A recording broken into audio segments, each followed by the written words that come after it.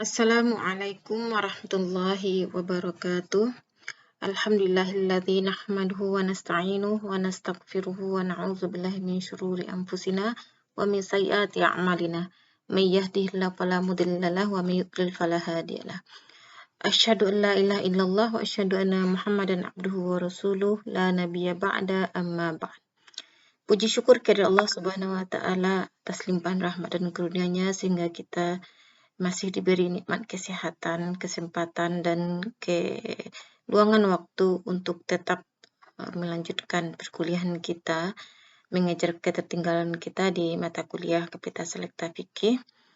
Insyaallah pada pertemuan ini kita akan membahas tentang fiqhul ibadah, yaitu pada bab toharohnya, yaitu tentang tata cara berwudu, mandi wajib, dan tayamum. Kemudian salawat beserta salam kita panjatkan kepada junjungan kita Nabi besar Muhammad sallallahu alaihi wasallam. Allahumma salli ala Muhammad wa ala ali Muhammad. Semoga kita termasuk umat beliau yang senantiasa meneladani beliau dalam keseharian kita. Sebelum kita membahas materi kita hari ini, agar ilmu yang kita dapati diberkahi nantinya, marilah kita berdoa terlebih dahulu. Bismillahirrahmanirrahim. Allahumma alimna ma yanfa'una wanfa'na bima 'allamtana waj'al ilmana khalisan liwajhikal karim waftah 'alaina bi fatikal mubin. Amin. Rabbi shrah li sadri wa yassir li amri wahlul 'uqdatam min lisani yafqahu qawli. Ya, insyaallah ini merupakan pertemuan kita yang ketiga di mata kuliah Kepetas Selekta Fikih dan masih tentang kajian fiqhul ibadah, fikih ibadahnya, itu bab toharohnya. Ya, sebelumnya kita sudah membahas tentang muqaddimah toharoh, ya, pengantar toharoh bersuci. Apa saja yang dimaksud bersuci, dalil yang memerintahkan kita untuk bersuci, dan apa perbedaan antara najis dan hadas, dan yang terpenting itu bagaimana tata cara bersuci dari hadas dan najas. Sekarang kita akan lanjut ke tata cara bersuci. Ya, bersuci sebagaimana sudah kita pelajari sebelumnya, bahwasanya manusia itu terkadang dia dalam keadaan berhadas, baik berhadas kecil maupun berhadas besar. Dan bagaimana bersuci dari hadas kecil dan hadas besar tersebut itu dengan cara berwudu, ya, dan tayamum, ya, untuk menghilangkan hadas kecil itu berwudu. Bagaimana ketika seorang tidak bisa berwudu, yaitu melakukan tayamum. Dan untuk menghilangkan hadas besar yaitu dengan mandi wajib. Nah, bagaimana ketika dia tidak sanggup untuk mandi wajib, juga bisa diganti dengan tayamum. Oke. Coba lihat peta konsepnya. Sebelum kita akan masuk kepada wudu, apa aja rukun, syarat wudu, hal-hal yang membatalkan wudu, ya, begitu juga tata cara berwudu dan mandi wajib dan tayamum.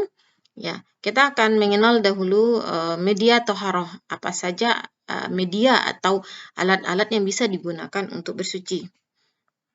Media toharoh, yang pertama air. Ya, air ini merupakan media yang paling utama dalam bersuci, karena langsung dinyatakan oleh Allah dalam firman-Nya surat Al-Anfal ayat 11.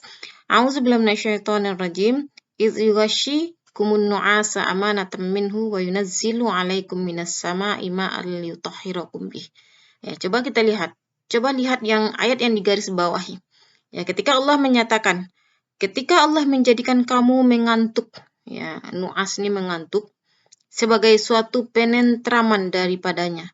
Jadi ketika kita merasakan mengantuk pada malam hari, itu merupakan nikmat dari Allah agar kita bisa beristirahat, ya. Kemudian Allah lanjut ke wa yunazzilu 'alaikum minas sama'i ma'an liyutahhirakum bih.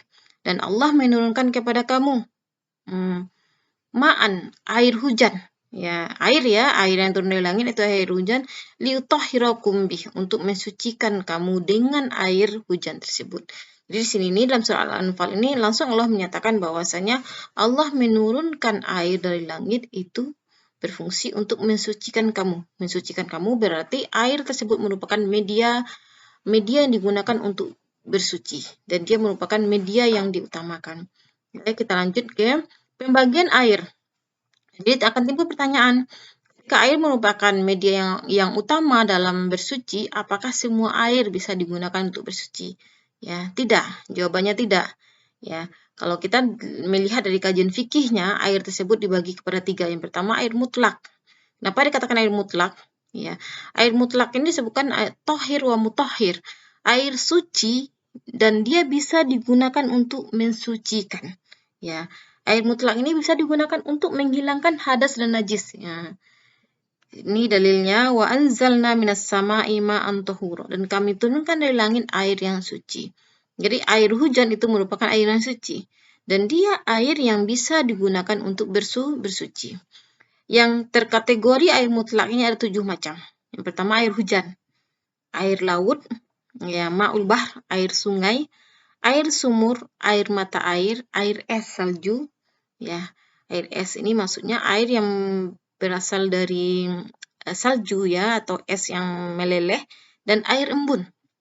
Ketujuh-tujuh ini merupakan air mutlak. Air mutlak ini dia merupakan suci dan bisa digunakan untuk bersuci. Bisa digunakan untuk bersuci, dia bisa digunakan untuk berwudu, mandi wajib, dan untuk menghilangkan najis ketika pakaian kita bernajis dan kita ingin mensucikannya, yaitu dengan mencucinya bisa menggunakan ketujuh air ini. Oke, yang kedua air musyammas. Kenapa dikatakan musyammas? Ini diambilkan dari kata-kata syams. Syams dalam bahasa Arab diartikan matahari. Ya, kenapa dikatakan air musyammas? Air yang terletak dalam panci atau bejana dan kemudian terpapar oleh cahaya matahari. Air ini suci, ya, akan tetapi makruh jika digunakan untuk bersuci.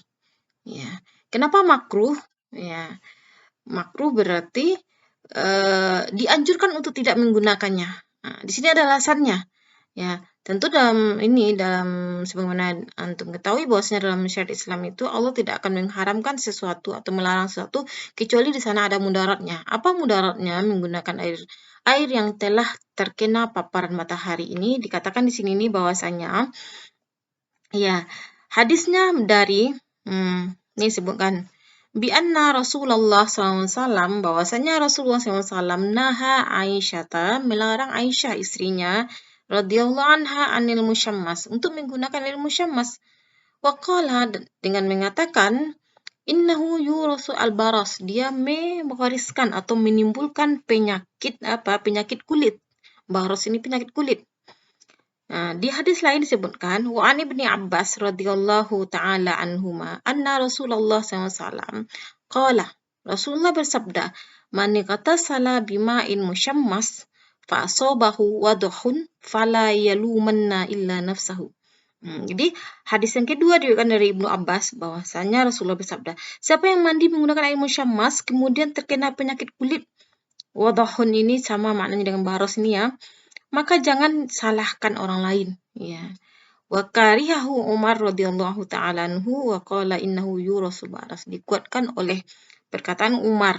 Perkataan Umar yaitu Khalifah Umar itu merupakan sahabat, berarti dikatakan asar di sini ya, bahwasanya Islam melarang, memakruhkan menggunakan air musyammas ini karena dia dapat menyebabkan penyakit kulit. Oke. Berarti kalau makruh dia apakah boleh digunakan? Boleh ketika memang tidak ada air yang lainnya. Kita lanjut ke air musta'mal. Ya. Kenapa dikatakan air musta'mal? Karena air ini telah digunakan. Ya. Air musta'mal adalah air yang telah dipakai untuk berwudu ketika bersuci.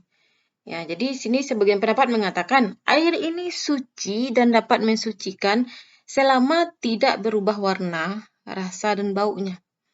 Nah, jadi ketika air sudah digunakan oleh orang lain berwudu, maka dia masih boleh digunakan ketika tidak berubah 3 unsur ini, warnanya, rasa, dan baunya. Tetapi jika mengalami perubahan maka hukumnya makruh untuk digunakan.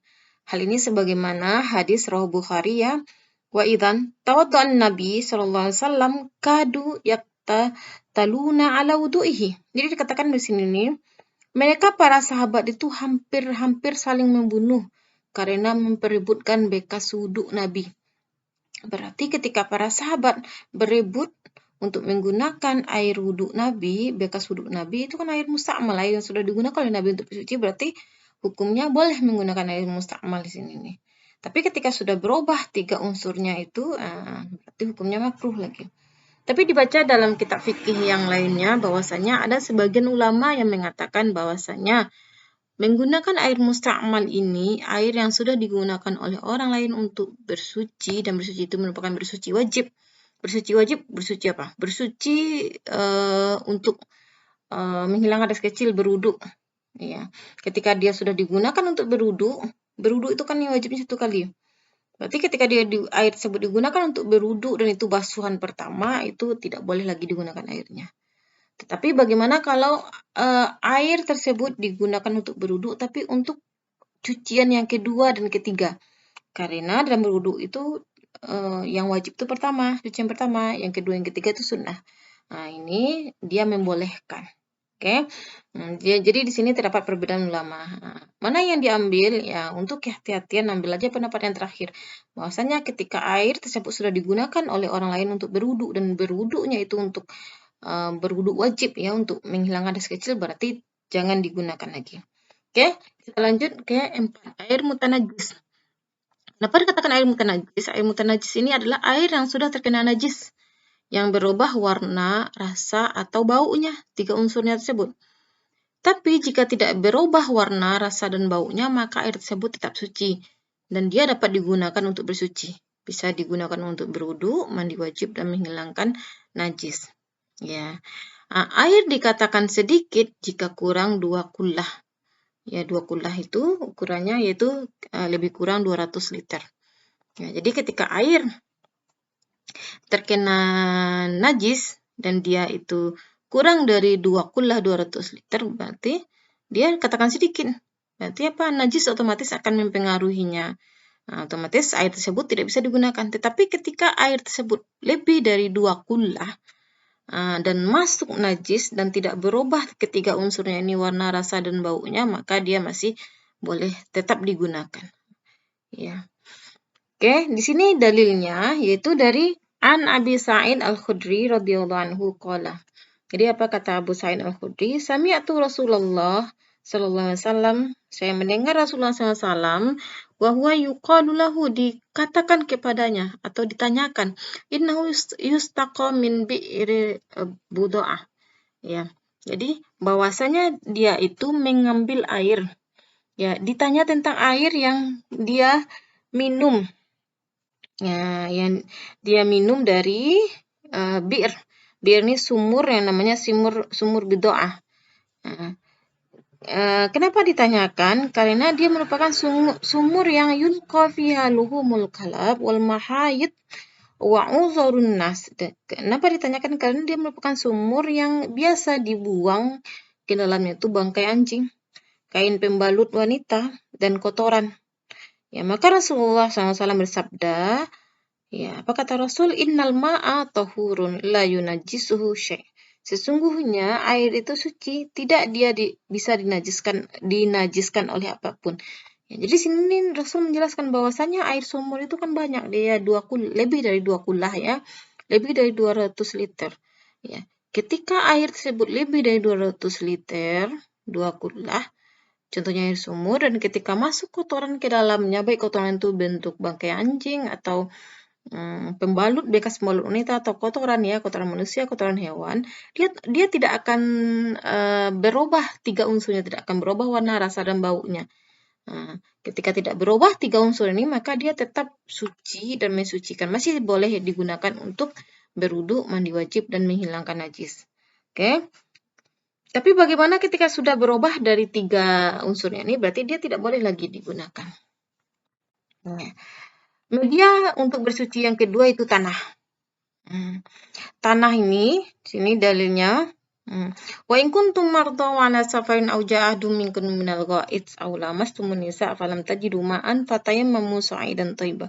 Di sini kata Allah dalam surah Al-Maidah ayat 6 ini, jika kamu sakit atau dalam perjalanan dan atau kembali dari buang air atau kakus atau menyentuh perempuan lalu kamu tidak memperoleh air, maka bertayamumlah dengan tanah yang baik. Bertayamum, dan tanah tersebut merupakan tanah atau debu merupakan media yang kedua sebagai pengganti media pertama. Ketika tidak ada air, maka solusinya menggunakan tanah atau debu untuk bersuci. Ya, dalil yang lainnya hadis Bukhari, wa ju'ilat li al-ardu masjida wa tahura. Apa kata Nabi? Dianugerahkan untukku tanah sebagai masjid tempat sholat dan untuk bersuci. Berarti dimanapun berada tanah tersebut dan dia dipastikan suci, maksudnya bukan tanah yang berada di perkandangan atau tempat buang air, berarti dia boleh digunakan untuk media bertayamum, bersuci. Kita lanjut ke media yang ketiga, itu benda padat. Jadi tadi air, ketika air tidak ada, bisa digunakan tanah ya, atau debu sebagai penggantinya. Apakah ada media yang lainnya untuk bersuci? Ada, yaitu benda padat selain dari yang tidak boleh itu najis dan tulang. Kenapa dikatakan najis ini? Karena kotoran hewan kalau sudah mengiring dia padat. Apakah boleh beristinja membersihkan kotoran dengan menggunakan kotoran hewan yang sudah kering? Tidak boleh. Begitu juga tidak boleh menggunakan tulang sebagai media pembersih. Nah, apa aja yang boleh itu? Batu, kayu, kertas, dan lain sebagainya. Kalau sekarang udah canggih yaitu dengan menggunakan tisu. Itu kenapa di pesawat atau di hotel atau di WC-WC umum itu udah digunakan media padat untuk beristinja atau membersihkan diri dari kotoran, yaitu tisu. Nah, itu dibolehkan. Dalilnya dari hadis riwayat Muslim. Apa kata Nabi di sini nih? An Salman qala qila lahu qad 'allamakum nabiyyukum sallallahu alaihi wasallam. Jadi dari Salman dikatakan ada yang bertanya padanya, apakah Nabi kalian mengajarkan kulla syai'in, segala sesuatu, hatal khira'ah, hingga bagaimana cara membuang kotoran? Dijawab oleh Salman, faqala ajal. Iya. Laqad nahana an nastaqbilal kiblah. Bahwasanya Nabi kami melarang kami untuk menghadap kiblat ketika ligaid, buang air besar, baulin atau buang air kecil. Jadi begitulah indahnya Islam itu. Nabi sendiri mengajarkan bagaimana tata cara adab-adab buang air. Yang pertama, kita tidak boleh menghadap kiblat, baik ketika buang air besar dan buang air kecil. Nastanji bil yamin. Nabi kami juga melarang kami beristinja. Istinja ini yaitu bersuci dari kotoran, ya, kotoran baik buang air besar, baik buang kecil dengan tangan kanan. Atau an-nastanji bi aqalla min salasati ahjar, atau Nabi melarang kami beristinja kurang dari 3 buah batu. Jadi minimalnya 3 ya. Minimal 3 itu bilang ganjil, kalau nggak cukup 3, 5. Karena kalau orang dahulu tidak secanggih kita ya, kalau kita sekarang pakai tisu atau air ya. Kalau dahulu kan air di Arab itu kan susah. Jadi mereka beristinjanya, membersihkan kotorannya. Kita sudah buang air itu dengan batu mereka. Batu itu tidak boleh kurang dari 3. Minimal 3. Kalau nggak cukup 3 berarti 5. Nggak cukup 5 berarti 7 ya. Au an-nastanji bi raji'in. Dan Nabi juga melarang kami beristinja dengan raji'in. Raji'in ini kotoran. Jadi kalau ditemukan kotoran hewan yang sudah mengiring, itu tidak boleh digunakan untuk membersihkan kotoran. Au bi azmin, atau dengan tulang. Ya. Oke, lanjut. Baru kita masuk setelah kita mengetahui bahwasanya media atau alat yang digunakan untuk bersuci itu yang pertama air. Ketika tidak ada air boleh dengan tanah, atau boleh juga dengan benda-benda padat yang lainnya kecuali dengan kotoran dan tulang. Nah, sekarang kita akan masuk ke inti pembahasan kita yaitu wudhu. Oke, apa yang maksud dengan wudhu? Wudhu secara bahasa itu diambil dari kata-kata wado'ah atau berarti nazofah ya, kebersihan. Ya, secara istilah itu diartikan dengan af'alun maksusatun muftatahatun binniyah. Dia merupakan rangkaian perbuatan-perbuatan khusus yang dibuka dengan niat. Ya, jadi dia wudhu itu ada rangkaian-rangkaian perbuatannya dan itu dia harus dimulai dengan niat. Atau isti'malul ma', menggunakan air fi a'dha'in maksusatin, pada anggota-anggota khusus dari badan yang muftatahan, yang dimulai dengan niat. Nah, inilah pengertian dari wudhu, bahwasanya wudhu itu ada aktivitas khusus. Aktivitas khusus ini yang dicuci, ini yang dicuci, dan itu harus dimulai dari niat. Kita lanjut ke pensyariatan wudhu. Maksudnya dalil yang memerintahkan untuk berwudhu. Itu yang pertama kita ambilkan dari Al-Quran, itu surah Al-Ma'idah 6 Apa kata Allah di sini nih? Ya ayyuhalladzina amanu, wahai orang yang beriman, idza qumtum ila sholati, jika kalian ingin mendirikan salat, faghsilu, maka cucilah wajah-wajah kalian dan tangan-tangan kalian sampai ke siku, wamsahu biru'usikum, dan usaplah kepala kalian, wa arjulakum minal ka'bain, dan kaki kalian hingga mata kaki. Sini ini ada perintah faghsilu, fi'lul amar. Ya, fi'lul amar, antum belajar usul fiqh ya. Al-aslu fil amri lujub, asal pada perintah tersebut merupakan wajib. Jadi di sini wajib berwudu itu merupakan suatu yang wajib. Dan di sini disebutkan rukun-rukun wudu. Ya, rukun wudu itu yang pertama mencuci wajah. Ya, yang pertama otomatis niat ya. Yang kedua mencuci wajah. Yang ketiga mencuci tangan sampai siku. Yang ketiga mengusap kepala, dan yang keempat itu mencuci kaki sampai mata kaki. Dalilnya dari hadis riwayat muttafaq alaih, yaitu hadis riwayat Bukhari dan Muslim, dan dia merupakan hadis yang terkuat. Ketika hadis riwayat oleh Bukhari Muslim berarti dia pada posisi yang paling tinggi kesahihannya. Dikatakan di sini nih, la tuqbalu salatu ahadikum idza ahdasa hatta yatawaddoa. Bahwasanya salat salah seorang kalian tidak akan diterima ketika dia berhadas, hingga dia berwudu. Ya. Jadi sekusyuk apapun dia sholat, dipenuhi rukun sholat, tapi dia tidak berwudu, maka tidak sah sholatnya. Ya. Ini ketika dia berhadas kecil ya. Ya. Tapi apakah setiap sholat itu harus berwudu? Tidak harus. Ketika memang seseorang paginya sudah berwudu, dia kemudian mau sholat zuhur, dia tidak perlu lagi berwudu. Namanya tajdidul wudu, mengulang wudu ketika memang dia tidak keluar hadas. Maksudnya tidak keluar angin, tidak bersentuhan laki-laki perempuan, ya seperti itu. Lanjut, ini hadisnya. Hadis penguat bahwasanya wudu itu merupakan suatu yang wajib. Ya, innama umirtu bil wudu'i idza kumtu ila sholati. Sungguhnya saya diperintahkan untuk berwudu ketika saya ingin melakukan sholat. Ya. Syarat wudu. Apa aja syarat yang dipenuhi agar wudu tersebut sah? Yang pertama, menggunakan air yang bersih dan suci. Berarti tadi itu tidak boleh menggunakan air mutanajis, ya, yang sudah berubah 3 unsurnya. Ya. Yang kedua, menggunakan air yang halal, ya, bukan air curian, ya. Sini nih dalilnya surah An-Nisa ayat 29. Ya ayyuhalladzina amanu la ta'kulu amwalakum bainakum bil batil. Jangan kalian makan harta sama kalian dengan cara batil. Syarat yang ketiga, membersihkan benda-benda yang dapat menghalangi air wudhu menyentuh anggota wudhu, seperti cat kuku. Ya, cat kuku, ya, bukan inai ya, cat kuku yang dia menghalangi air wudhu sampai ke kuku itu membuat wudhu tidak sah. Atau kalau wanita ada memakai riasan wajah yang itu riasan wajahnya yang terlalu cover ya, atau terlalu terlalu tebal dan itu membuat air wudhu tidak sampai kulit wajah, itu juga tidak membuat wudhu tidak sah. Ya. Rukun wudhu. Rukun wudhu ini merupakan hal-hal yang harus ada dalam wudhu.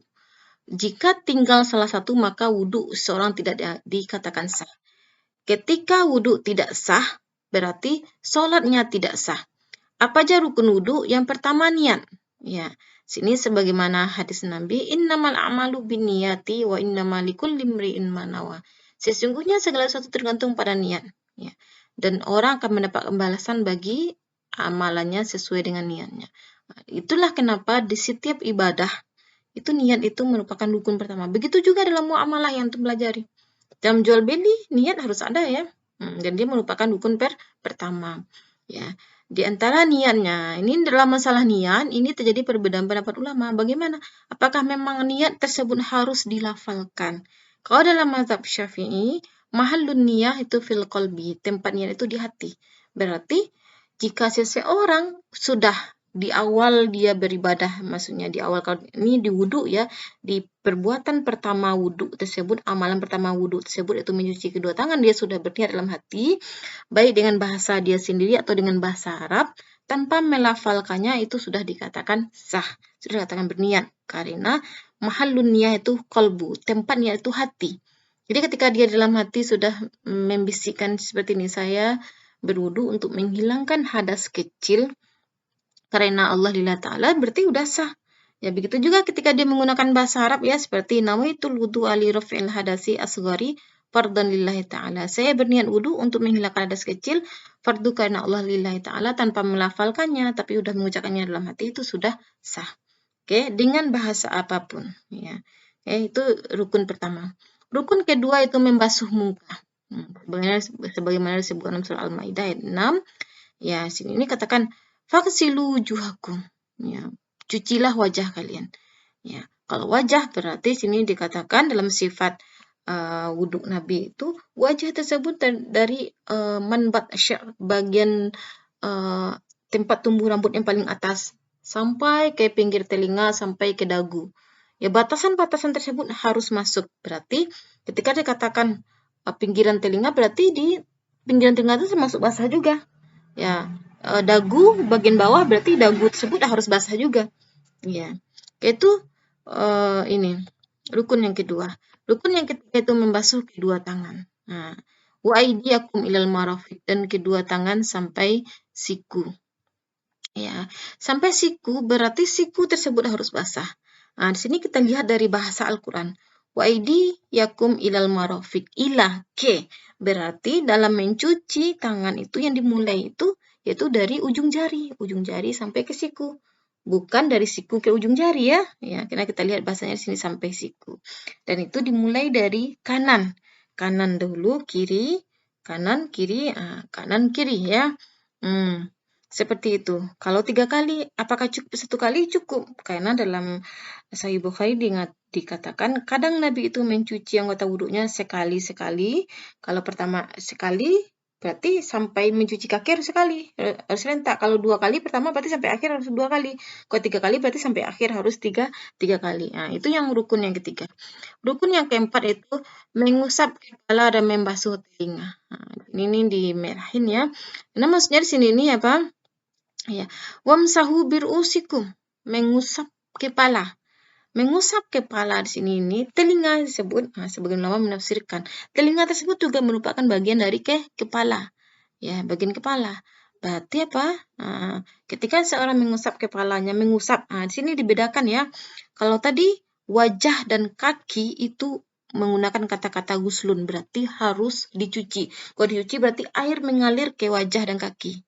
Wajah dan kaki air mengalir. Kalau kepala ini tidak menggunakan kata-kata guslun, tapi kata masaha, mengusap. Berarti air tersebut bukan dibasahkan ke kepala, tetapi air tersebut membasahi tangan. Nanti tangan yang sudah basah tersebut diusapkan ke kepala.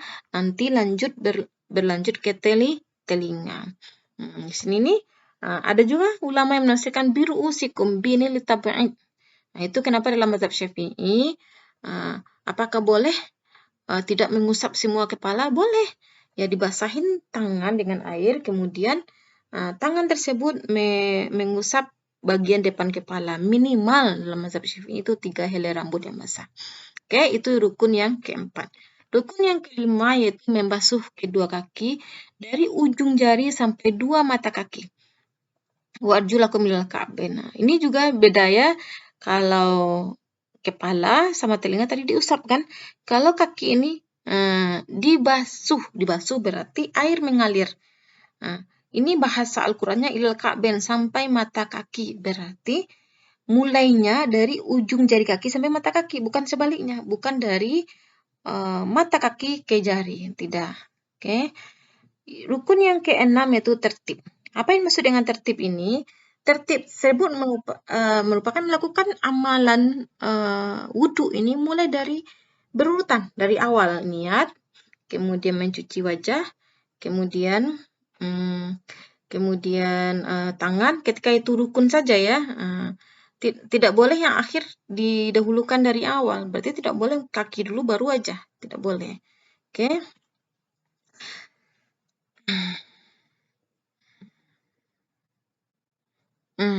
Ciri ini tata cara wudhu. Kalau yang tadi kan rukun ya. Rukun tersebut merupakan hal-hal yang wajib saja. Bagaimana tata cara wudhu yang lengkapnya? Yang lengkapnya lengkap dengan sunatnya yaitu Humran Maula Utsman, dari Humran yang merupakan budak dari Utsman bin Affan. Akhbarahu anna Utsman, dia diberi berita bahwasanya Utsman bin Affan radhiyallahu anhu ya da'a biwudu'in Khalifah Utsman meminta air untuk berwudu. Fatawaddo'a, maka dia berwudu. Faghasala kaffaihi salasa marrat. Nah, ini Utsman yang pertama itu dia mencuci kedua tangannya 3 kali. 3 kali ini tidak disebutkan dalam rukun wudu. Kenapa tidak disebutkan? Karena dia termasuk sunat. Ya, dan ini merupakan amalan pertamanya mencuci kedua tangan 3 kali. Dan disinilah letak niatnya. Ketika niat itu perbuatan pertama dari ibadat tersebut. Jadi ketika dia mencuci tangan tersebut, dia berniat dalam hati, kemudian baca basmalah. Kemudian sumat matmado, kemudian dia berkumur-kumur. Berkumur-kumur ini maksudnya memasukkan air ke mulut, kemudian menggoyangkan air tersebut di mulut agar sisa-sisa makanan tersebut keluar. Wastansaro, dan stansaro ini menghirup, istinsyak ya, istinsyak awalnya habis itu istinsar, menghirup air ke hidung kemudian mengeluarkan. Dalam hadis ini itu sekaligus ya. Jadi caranya air tersebut ditampung dengan tangan, kemudian dihirup oleh mulut, dan juga dihirup sebagian oleh hidung, kemudian dikeluarkan. Itu sunnah ya. Sunnah yang kedua ya, berkumur-kumur dan mencuci hidung ya. Masukkan air ke hidung, istinsyak, kemudian istinsar mengeluarkannya. Summa ghasala wajhahu salasa marat. Kemudian mencuci wajahnya 3 kali. Ini termasuk rukun ya. Summa ghasala yadahul yumna il marafiq salasan marat. Kemudian mencuci tangannya yang kanan sampai siku 3 kali. Kemudian, berarti ini disisihkan dulu yang kanan 3 kali ya. Kemudian mencuci tangannya yang kiri. Ya, ini sebentar. Yadahul yusro. Mislu zalik 3 kali juga. Summa masaha ra'sahu, kemudian mengusap kepalanya. Mengusap kepalanya tadi maksudnya sekaligus bersambung dengan telinga. Summa ghasala rijlahul yumna, kemudian mencuci kakinya yang kanan sampai ka'ben ini mata kaki 3 kali. Kemudian mencuci kaki kiri mislu zalik 3 kali juga. Summa qala, kemudian dia berkata, Utsman tersebut, Ra'aitu Rasulullah SAW tawaddu'a nahwa wudu'i. Saya melihat Rasulullah berwudu seperti saya berwudu tadi, kata Utsman. Summa qala Rasulullah, kemudian Rasulullah bersabda, Man tawaddu'a nahwa wudu'i. Siapa yang berwudu seperti wudu saya, haza, summa qama, kemudian dia berdiri, faraka'a raka'ataini, kemudian dia melakukan salat 2 rakaat. Ini maksudnya salat 2 rakaat setelah wudu. La yuhaddisu fihima nafsahu, yang tidak ada niat yang lainnya ya, ghufira lahu ma taqaddama min zambi, maka diampuni dosa-dosa sebelumnya. Ini hadis yang menyatakan bahwasanya beginilah tata cara wudu, dan lebih sempurna lagi ketika ditutup dengan 2 rakaat. 2 rakaat salat sunat setelah wudu. Ya. Kemudian dikatakan Ibnu Syihab ini, wakana ulama ulama kita mengatakan, hadzal wudu asbagh ma yatawaddau bihi ahadun lis-shalah. Ini merupakan wudu yang paling sempurna yang dilakukan oleh seseorang ketika sholat. Oke. Lanjut ke hal-hal yang membatalkan wudu. Apa saja hal yang membatalkan wudu? Yang pertama, keluarnya sesuatu dari salah satu 2 jalan yang berada di bawah. Yang pertama, kubul yang bagian depan. Jadi cairan-cairan yang berada di depan itu, yang paling banyak itu keluar dari wanita ya. Wanita itu ada yang, kalau dalam ilmu kedokterannya hanya 1 ya, keputihan. Tapi dalam istilah fikihnya itu dibagi lagi. Ada mazi, ada wadi, ya air yang keluar karena keletihan, air yang keluar karena habis buang air. Itu ketika keluar berarti dia membatalkan wudu. Dubur ini hal-hal yang keluar dari lubang belakang, yaitu angin dan buang air besar. Yang kedua yang membatalkan wudu itu hilangnya akal. Hilangnya akal di sini ini baik karena tidur. Jadi ketika seseorang tidur dan posisinya itu terlentang, maka batal wudunya. Kecuali dalam posisi duduk ya tidak batal wudunya. Terus gila ya, atau yang lainnya. Yang lainnya ini pingsan misalnya ya. Dalilnya itu menama falyatawaddo. Barang siapa yang tidur maka berwudulah. Dan yang ketiga yang buat batal wudu, bersentuhan kulit seorang laki-laki dengan seorang wanita yang telah baligh dan bukan mahramnya, tanpa penghalangnya. Ini digarisbawahi, bersentuhan kulit itu dengan ajnabi, orang asing, bukan mahram. Berarti dengan suami kita apakah boleh bersentuhan? Boleh. Karena dalilnya Nabi sebelum pergi ke masjid tuh dia mencium Aisyah.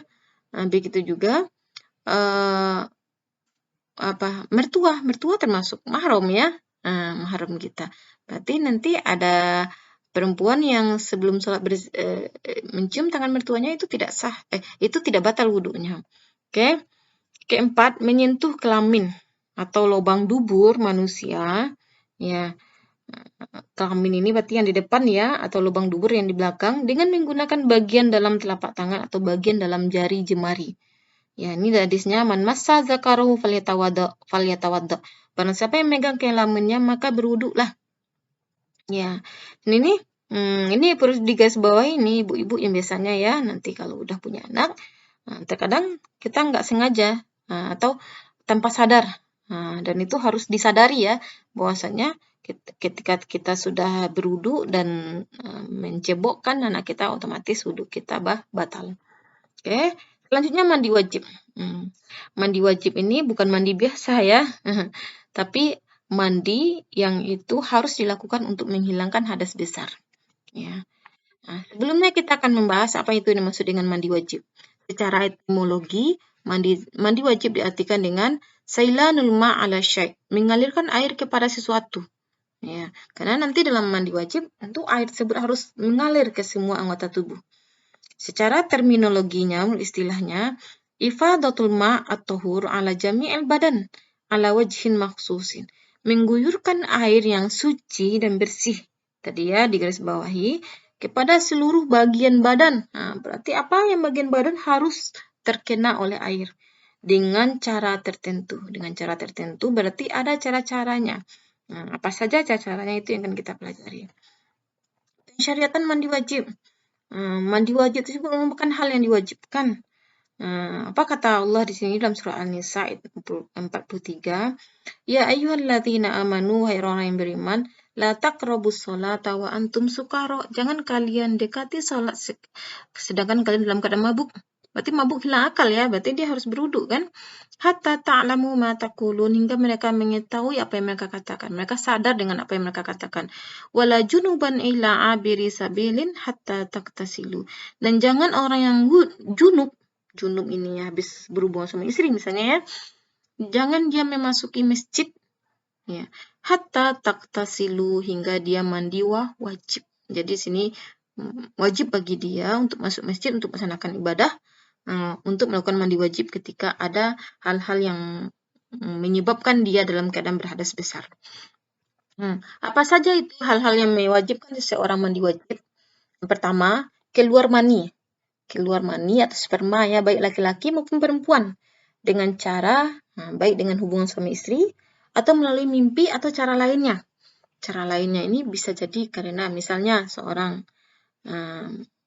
melihat hal yang merangsang syahwatnya, kemudian keluar maninya, berarti dia harus mandi wajib. Ya, atau disengaja, dan dia tentunya berdosa untuk melihat film-film porno ya. Itu dia keluar maninya, maka dia otomatis dia dalam kondisi berhadas besar, harus mandi wajib. Ya, ini nih hadis Rasul, hadis yang diriwayatkan oleh Bukhari dan Muslim.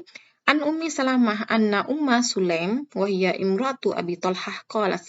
Jadi dari Ummi Salamah ini istri Rasul, bahwasanya dia mengatakan Ummu Sulaim itu yang merupakan istri dari Abi Talhah, dia berkata, dia bertanya kepada Rasulullah, ya Rasulullah, wahai Rasulullah, sesungguhnya Allah la yastahi minal haqqi. Sungguhnya Allah tidak malu dari kebenaran. Fahal 'alal mar'ati al-ghuslu? Apakah perempuan itu wajib mandi atau wajib? Apakah dia wajib mandi ketika dia mimpi basah? Jadi dia tanya ini, apakah mimpi basah itu laki-laki aja atau wanita juga mengalami, dan ketika wanita mengalami apakah dia mandi wajib? Dijawab oleh Nabi, qala na'am, iya. Idza ra'atil ma', ketika dia melihat air mani yang keluar ketika dia sudah mimpi basah tersebut. Oke, itu yang pertama yang mewajibkan mandi wajib, keluarnya mani. Ini umum ya, baik laki-laki maupun wanita. Kalau keluar mani bagi laki-laki, ihtilam mimpi basah itu merupakan tanda laki-laki tersebut sudah dewasa. Oke, lanjutkan. Sebab yang kedua itu bertemunya dua kemaluan walaupun tidak mengeluarkan mani. Ini dalam permasalahan fikih kita buka-bukaan saja ya. Bertemunya dua kemaluan ini maksudnya melakukan hubungan suami istri ya. Walaupun tidak mengeluarkan mani, maksudnya walaupun tidak sempat keluar mani. Ya, bertemu saja itu sudah mewajibkan mandi wajib. Sini dalilnya, bila dua kemaluan bertemu atau bila kemaluan menyentuh kemaluan yang lain, maka hal itu mewajibkan mandi janabah. Ya, yang ketiga, terhentinya darah haid dan nifas. Ya. Haid, nah ini merupakan wanita ketika pertama datang haid itu menandakan dia sudah balik, kan? Kalau mau laki-laki tadi tanda baliknya itu ihtilam mimpi basah. Ya, bagaimana ketika keduanya ini tidak ditemukan, maka jumhur ulama mengatakan baliknya dihukumkan sejak umur 15 tahun. Nah, ketika darah haid sudah berhenti, ya ini biasanya adahnya 7 hari ya. 7 hari biasanya ketika sudah berhenti, maka dia harus mandi wajib untuk melakukan ibadah. Begitu juga nifas. Nifas ini darah yang keluar setelah melahirkan. Itu biasanya dalam waktu 30 sampai 60 hari. Ya, biasanya itu 40 hari dan batas yang maksimal itu 60 hari. Nah, Nabi mengatakan di sini nih sabdanya, "Idza aqbalatil haidu fada'is salata fa idza zahaba qadraha faghsili anki ad-dam wa salli." Apabila haid tiba, tinggalkanlah salat. Apabila telah selesai haid tersebut, maka mandilah dan salatlah. Yang keempat, meninggal dunia. Jadi meninggal dunia merupakan penyebab dari mandi wajib. Cuman masalahnya apakah orang yang meninggal bisa dia mandi sendiri? Tidak. Jadi karena dia tidak bisa mandi sendiri, maka kewajiban untuk mandikan jenazah tersebut beralih ke masyarakat lagi ya, umat Islam. Dan itu hukumnya fardu kifayah. Fardu kifayah ini dalam artian ya ketika seseorang melaksanakannya, berarti yang lainnya terlepas dari dosa.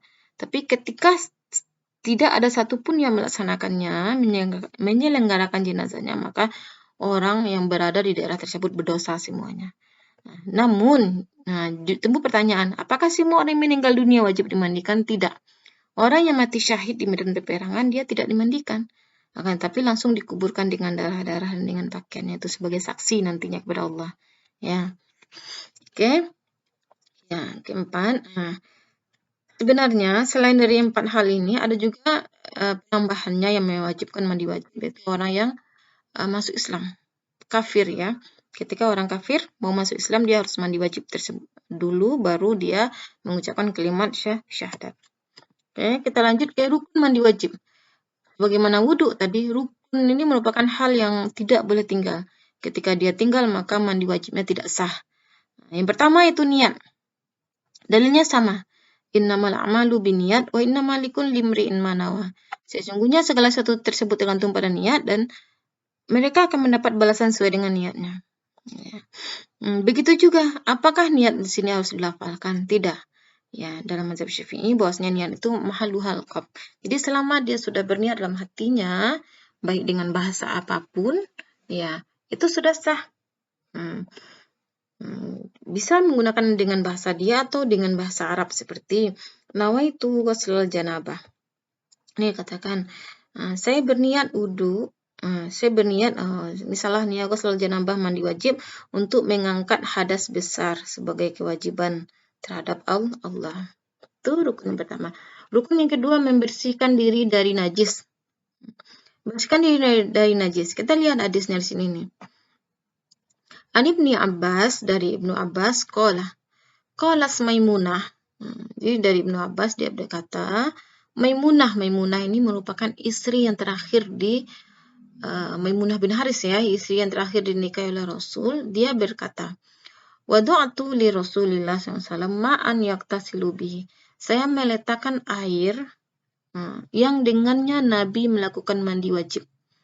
Fa'afragha ala yadaihi. Apa yang dilakukan pertama oleh Nabi? Yaitu Nabi mencuci kedua tangannya. Mencuci kedua tangannya marrotain, 2 kali atau 3 kali. Berarti sebelum Nabi melakukan amalan lainnya, Nabi mencuci kedua tangannya dulu. Kemudian, summa afragha biyaminihi ala shimalihi. Kemudian, Nabi mencuci tangan kanannya dengan tangan kirinya. Faghasala mazakirahu. Ya, ini maksudnya ketika Nabi sudah mencuci tangannya 2 kali atau 3 kali tadi, Nabi tuangkan air dengan tangan kanan ke tangan kirinya. Dan air yang ada di tangan kiri itu Nabi cucikan ke kemaluannya. Kenapa kemaluan? Ini untuk membersihkan najis yang berada di kemaluan. Kemudian apa? Dalaka yadahu bil ard. Kemudian tangan kiri tadi yang digunakan untuk memegang kemaluan kan diusapkan ke tanah. Nah ini ya, usapkan tanah supaya bersih dia. Sumamat mado. Kemudian Nabi berkumur-kumur. Sumastan syaqqa. Masukkan air ke hidung. Summa ghasala wajahu. Mencuci wajah, tangan, kemudian mencuci kepala 3 kali. Ini kan wudhu ini. Jadi setelah Nabi mencuci kemaluan, Nabi berwudhu lagi seperti wudhunya salat. Ketika Nabi setelah berwudhu seperti wudhu salat, baru kemudian Nabi menyiramkan air ke tubuhnya semuanya. Berarti sudah disiramkan air ke tubuh semuanya. Kemudian Nabi berpindah tempat dari tempatnya, baru mencuci ke kakinya. Ini tata cara mandi wajib secara lengkap. Itu yang pertama, mencuci kedua tangan 3 kali, kalau mau 2 kali boleh 3 kali. Kemudian mengalirkan air dari tangan kanan ke kiri dan dengan tangan kiri itu mencuci kemaluan. Berarti yang kedua mencuci kemaluan. Kemudian berwudhu seperti wudhu sholat. Kemudian baru mengalirkan air ke semua tubuh. Dan di hadis Aisyah sebutkan juga, cuman nggak Umi paparkan di sini, dari Aisyah sama juga seperti ini, cuman ditambahkan setelah Nabi berwudhu seperti wudhu sholat ini, itu yang dicuci yang pertama itu kepala. Jadi dicuci dulu kepala, memastikan bahwasanya kulit kepala tersebut sudah basah semuanya. Dan digerak-gerakkan rambut tersebut sampai air masuk ke kepala. Setelah kepala, baru semua badan dengan yang dimulai dari yang kanan, baru yang kiri. Baru setelah itu berpindah tempat dan mencuci ke kaki. Ini rukun yang kedua. Itu yang pertama tadi niat, yang kedua membersihkan kemaluan dari najis. Yang ketiga menyiramkan air ke seluruh tubuh. Di mana posisi menyiramkan air seluruh tubuh ini setelah seseorang, bagaimana tadi setelah seseorang berwudhu. Tata cara mandi wajib. Gabungkan hadis yang diriwayatkan oleh Maimunah istri Rasul dengan hadis yang diriwayatkan oleh Aisyah yang keduanya istri Rasul. Berarti bisa kita simpulkan ini tata cara berwudhu selain dari rukun yang wajib tadi ya. Berarti tata cara lengkapnya yang pertama yaitu itu berniat. Berniat itu boleh dalam hati ya. Habis niat tersebut di amalan pertama perbuatan ibadah tersebut itu mencuci tangan tadi ya. Mencuci tangan 3 kali di sini. Kemudian setelah mencuci tangan 3 kali, mencuci kemaluan dengan tangan kiri. Nah, itu niat, mencuci tangan, mencuci kemaluan yang ketiga, dan yang keempat berwudhu seperti wudhunya sholat. Ya. Dan yang kelima, kita gabungkan dengan hadis Aisyah, yaitu sebelum mengguyur air ke semua tubuh ini, guyur air ke kepala dulu. Guyur air ke kepala dan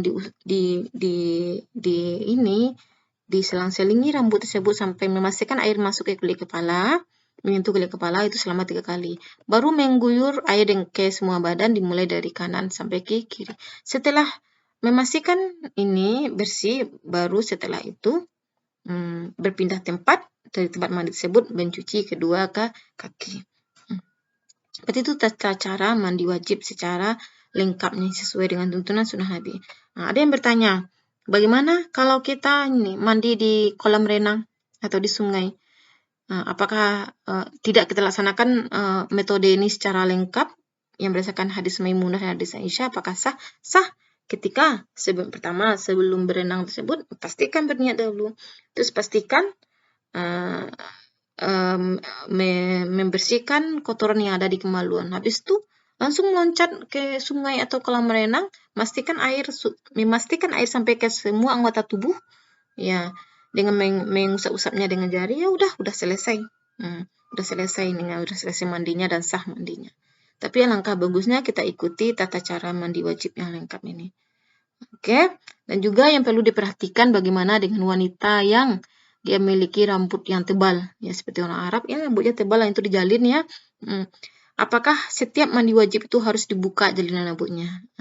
Ini ada pertanyaan. Ini bagi wanita ya, ketika wanita itu memiliki rambut tebal harus dibedakan. Ketika dia mandi wajib yang dilakukan tuh mandi wajib yang jarang terjadi. Yang jarang terjadi itu yaitu mandi wajib karena haid, nifas itu kan haid sekali sebulan ya, nifas itu setiap melahirkan. Maka dia harus dilepas jalinan rambutnya untuk memastikan air sampai kulit kepala. Bagaimana kalau mandi wajib yang sering dilakukan? Ini maaf ya, misalnya mandi wajib dilakukan oleh suami istri itu bisa jadi tiap hari dilakukan. Misalnya rambutnya tebal, jalinannya ini, maka tidak harus dia buka. Tapi ketika dia menyiram kepalanya itu, pastikan jari-jarinya itu menyelang-nyelingi rambutnya itu agar memastikan air sampai ke kulit kepala. Oke. Selanjutnya, materi terakhir yaitu tayamum.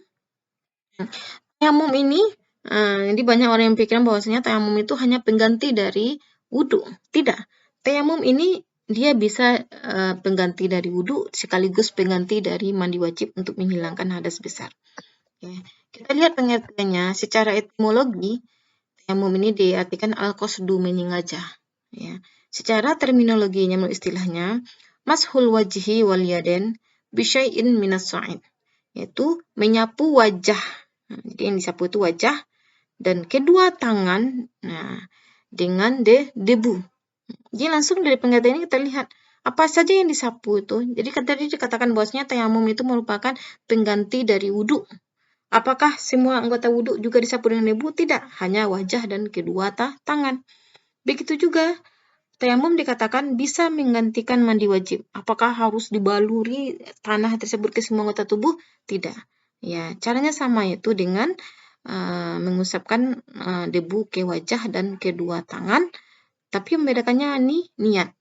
Ketika dia tayamum pengganti dari berwudu, berarti dia berniat untuk mengikhlaskan hadas kecil. Ketika tayamum digunakan untuk pengganti mandi wajib, berarti dia niatkan tayamum untuk menghilangkan hadas besar. Pensyariatan tayamum.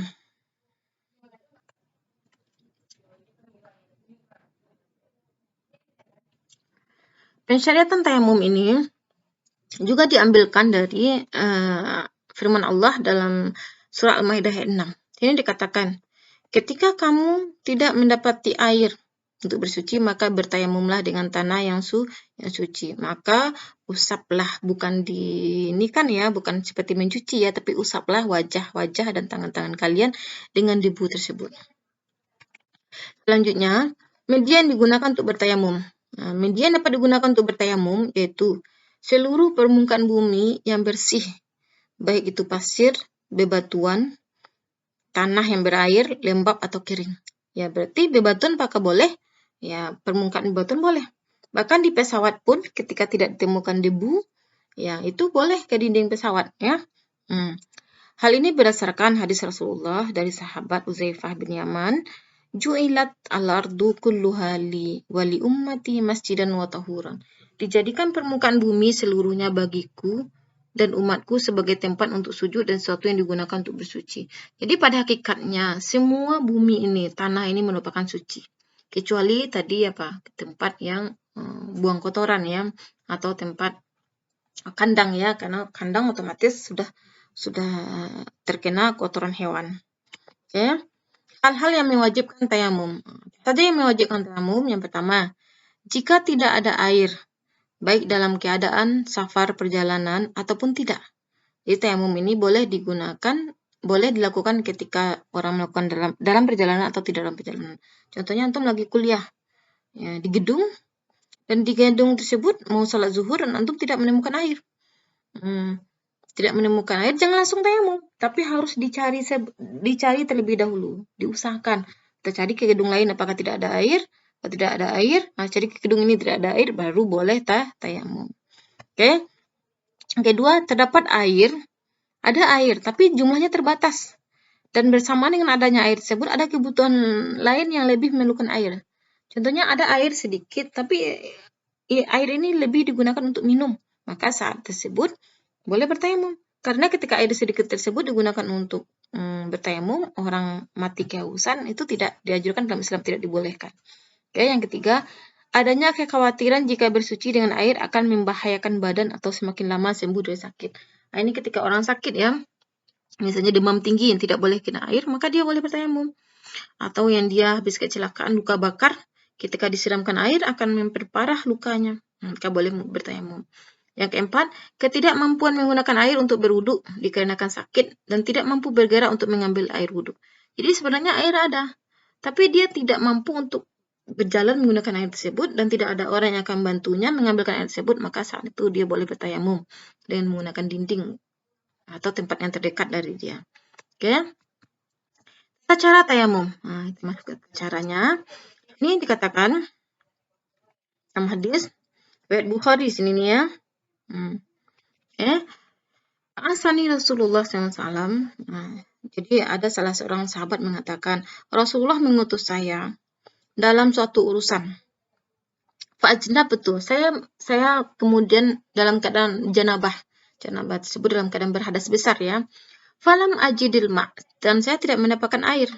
Ya, yang bisa saya gunakan untuk mandi wajib di sini ya. Fatamarraqtu fis sa'in, maka saya berguling-guling di tanah katanya.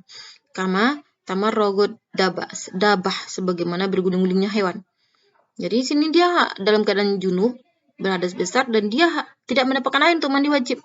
Maka dalam pikirannya dia bertayamum itu harus melumurkan tanah ke tubuhnya.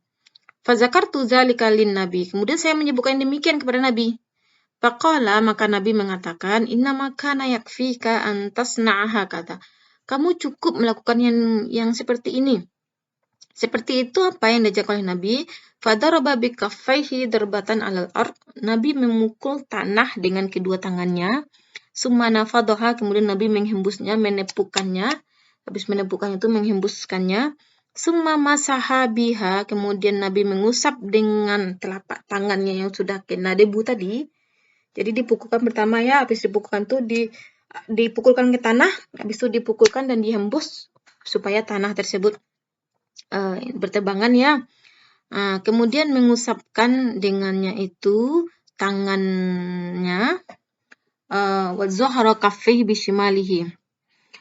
Ini mengusapkan yang pertama itu tangan kanan dulu. Tangan kanan tentu mengusap tangan kanan dengan tangan kiri atau mengusapkan tangan kiri dengan tangan kanan. Kemudian mengusap keduanya wajahnya. Nah, sini sebutkan bahwasanya ini tidak berurutan ya di sini. Cuma seperti itulah tata caranya. Oke. Ya, bagaimana rukun tayamum? Rukun tayamum ini sebutkan bahwasanya rukun tayamum itu ada 4. Yang pertama niat, yang kedua mengusap wajah, yang ketiga mengusap kedua tangan sampai kedua pergelangan tangan ya. Jadi bukan sampai siku ya, tapi pergelangan. Yang keempat tertib atau berurutan. Ya. Sini nih sebagaimana hadis Nabi tadi, berarti niat tersebut di awal pertama perbuatan itu ketika kita memukul tanah tersebut, kemudian memukul tanah dengan kedua tangan atau dinding pesawat ya atau batu, kemudian menepukkan tangan, menghembuskannya, usapkan ke wajah, dan secara pertama yang usapkan wajah dan tangan sekaligus. Tangan dimulai dengan tangan kanan, lanjut tangan kiri sampai bergelang tangan. Ada juga caranya satu pukulan tanah untuk satu wajah dan satu pukulan tanah untuk kedua tangan. Itu ada hadis yang meriwayatkan keduanya. Nah, contoh niatnya. Niat ini boleh dalam hati, boleh dilafalkan juga.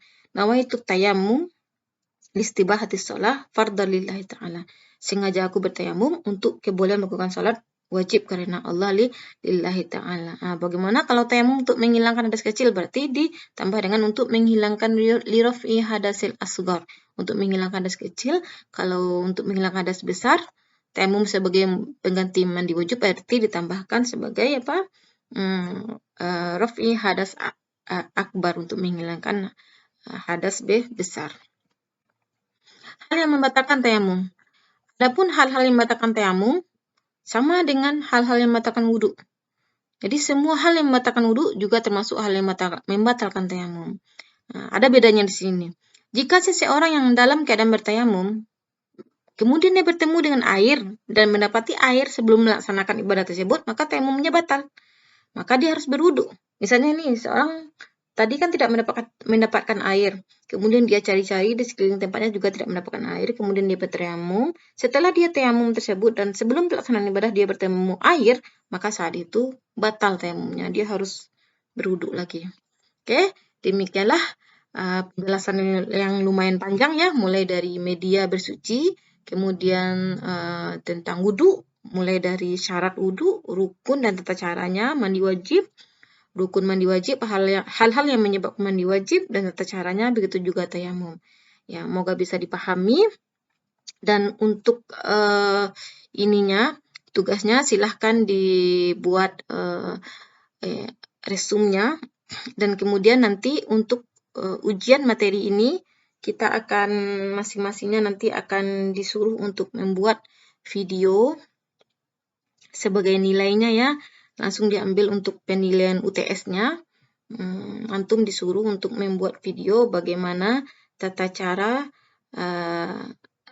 yang pertama tata cara mandi wajib, kedua tata cara tayamum, yang ketiga tata cara berwudu. Oke? Untuk penjelasannya nanti boleh ditanyakan di grup. Terima kasih atas perhatiannya. Wabillahi taufiq wal hidayah. Wassalamualaikum warahmatullahi wabarakatuh.